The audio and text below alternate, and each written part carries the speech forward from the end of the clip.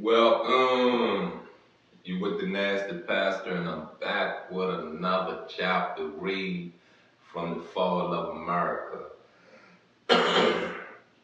We exited out of chapter 26, which was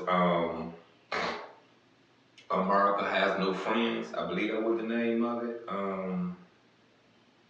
No, Will America Repent? That was chapter 26. It wasn't bad, you know what I mean? It wasn't bad. I'm just glad that I've been came to my senses, you know what I mean? I'm just glad that I've been got out of what they call it, conspiracy theories and all that stuff. It don't do nothing but mess your brain up for real, you know what I mean? You know, theories are theories, you got what I'm saying? But that conspiracy theory stuff, you get what I'm saying? You have to wean yourself away from that stuff. I get there is corruption in the world. I get there is evil in the world. What I don't get is is everything the white man did this, everything the white man did that, but all I see in the community I live at is black people, is Muslims doing all this stuff.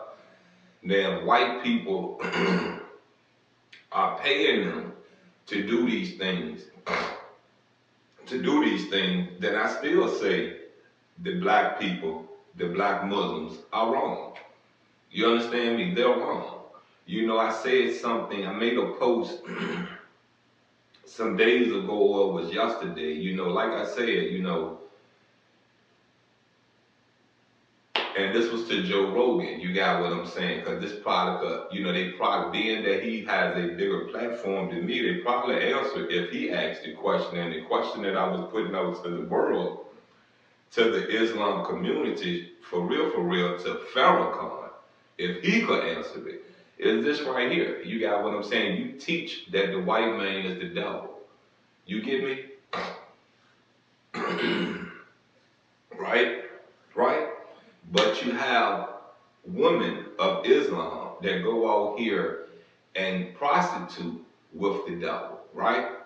Right? For $1, right? For $20, whatever amount of money it is, you will sleep with the devil for some money, right? Right? Cool. You feel what I'm saying? That makes you a hypocrite. So why would I want to date a woman of Islam? Why? Why?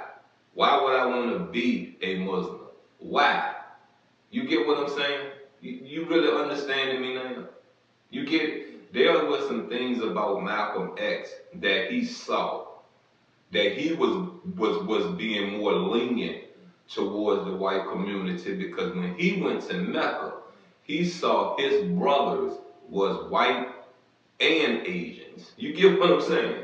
He saw every color of the rainbow, every color of the race rainbow. If you go look at a KRS-One video, We Must Understand, I believe that is the name of the song, where he tell you about, you know what I mean, he got the ice cream cone set up in his hand, and these are the races of the world. You get what I'm saying?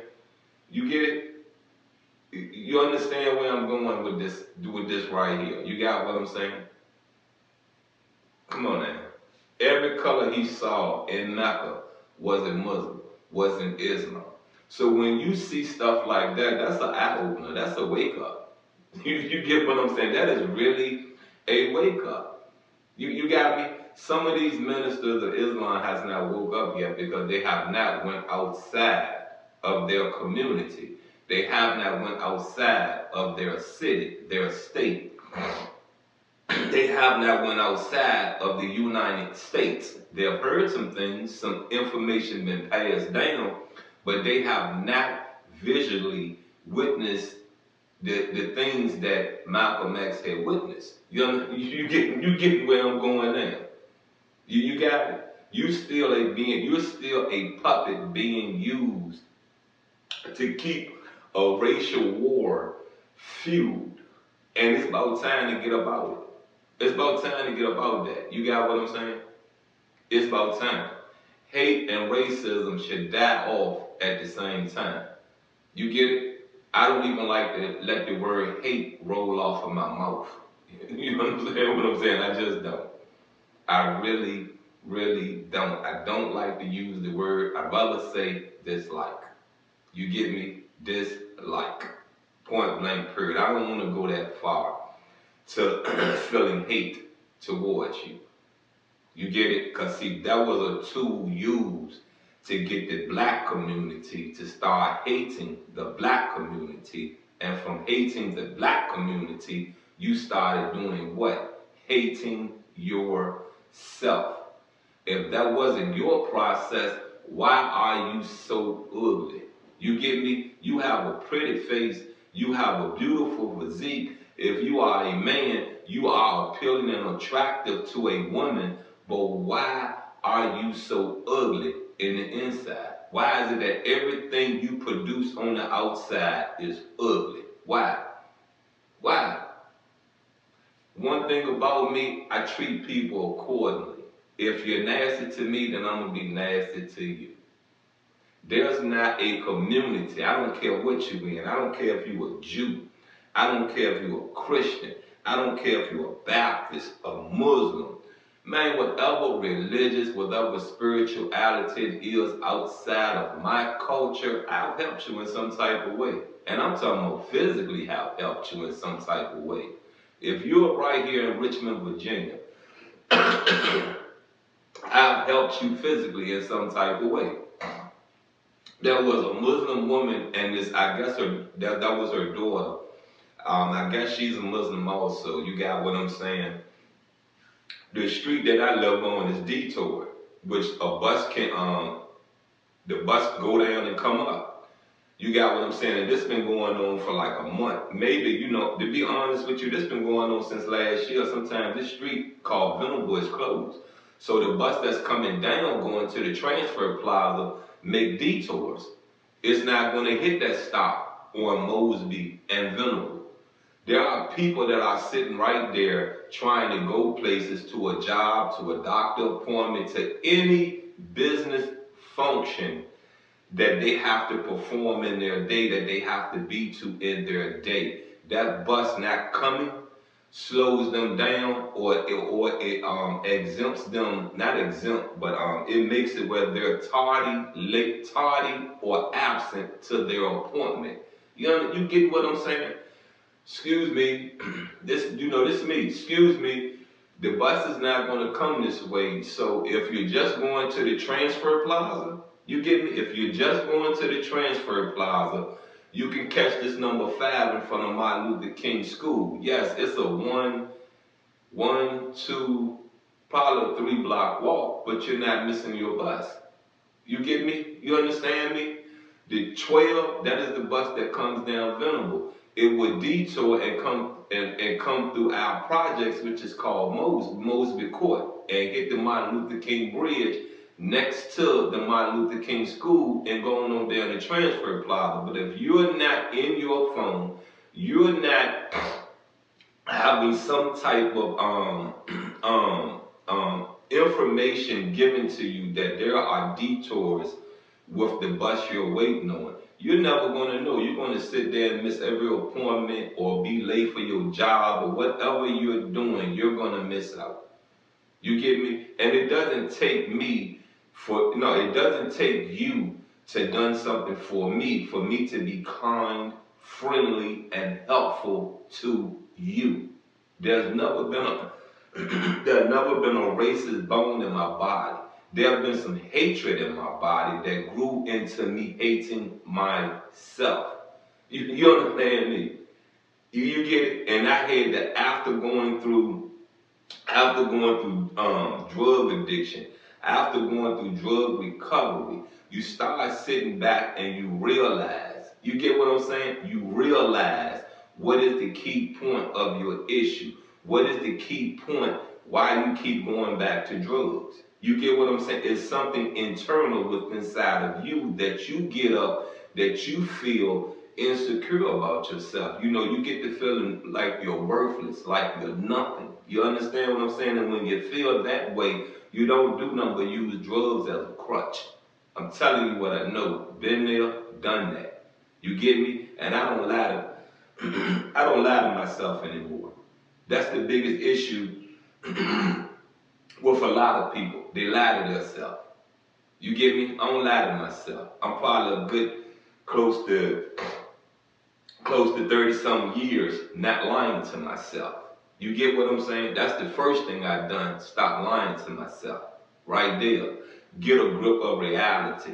Get a sense of reality. Get an understanding of why. You get me? Why this is the way it is.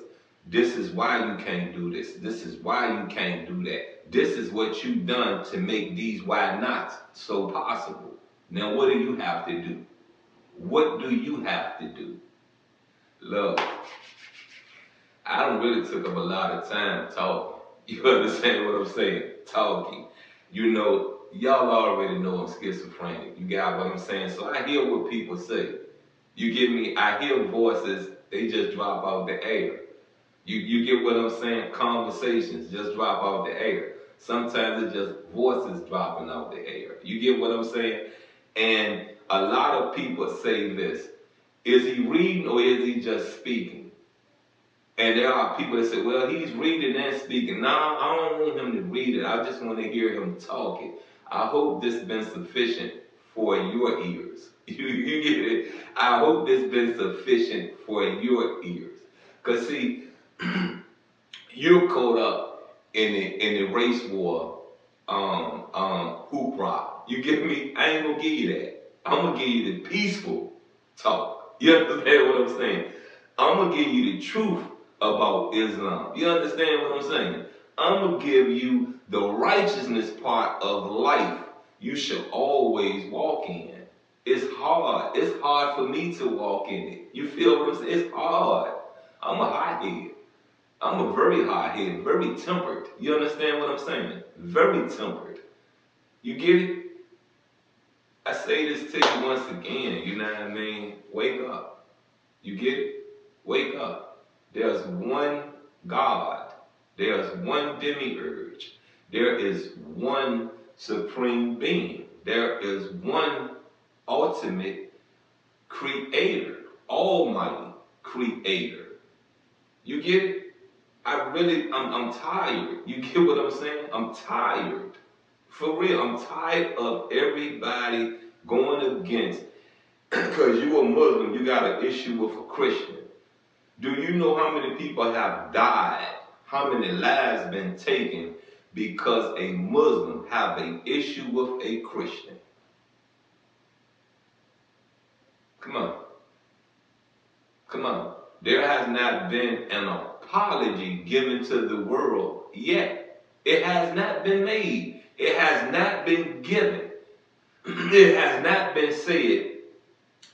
This culture of Islam would like to apologize for saying Jesus didn't exist, for saying Jesus is a white devil. I get how you feel. Where are your facts? Where are they? Come on, where are they? Where are your facts? You get it? You understanding me now? You understand? See, the issue that's going to bring you down, that is going to be the luggage of your fall, is the negativity of hatred you continue to let fester in your heart. Your heart is out of place. You understand what I'm saying? Out of place. So your mind is not functioning. Your heart is what gives you oxygen to breathe. You understand what I'm saying? What filters your blood.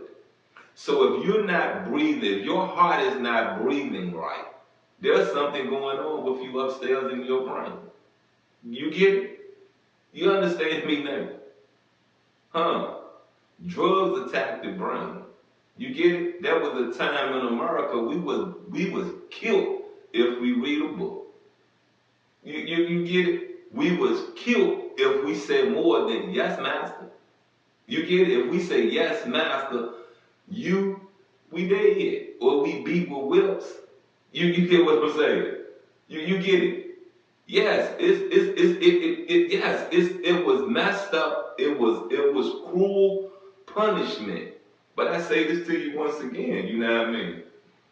Our nation, our culture has been cursed by the actions, give me, by the actions of our deeds. You get it? Of our deeds. Karma is real. It comes back. It comes back. And some people ain't gonna never take their foot off your neck. They ain't gonna never take it off your neck. They're gonna keep it on your neck. You understand me? You get it? So when you know that karma is real and you have ate enough karma, you don't keep on lashing back. You get it? You just don't keep on lashing back. You put you some good deeds in the wind. You put you some good deeds in your walk. You put you some good deeds in your life. You get it? Because now we on an individual war. You get me? We're not on a community war. We're not on a cultural war. We're on an individual war because they're attacking you as an individual. They're not attacking the whole black community. You get it? Racism dying. Don't let it live. Die out. Don't let it live. Yes, we have nasty white people in the world. We have nasty black people in the world. You understand me? We have nasty Jews in the world. We have nasty Asians in the world. Arabs in the world. Whatever culture you are, whatever race you are, there is someone in your culture that is nasty. There are some people in your culture that is nasty. Just nasty. Have no home training. You understand what I'm saying? Have none. Mama ain't never taught them nothing. Daddy never taught them nothing. You get what I'm saying? Life has taught them something, but they are not that knowledgeable to understand what life is teaching them. You get it? They're just not that knowledgeable. You know, if you don't want to hear me say dumb, you don't want to hear me say stupid, I'm going to say they're not that knowledgeable. They're not that bright. You understand me? You get it now? But those are the ones causing so much friction in the world when we could live in peace and harmony. And if you say you don't know what peace and harmony is, I suggest you get the people that have been around you from around you. And then you will start getting your peace and you will start getting your life will start being in harmony. You understand now? Now do you understand me? Now do you get this, what I'm saying to you? Most of you don't want no peace in your life because you like friction. It makes your day.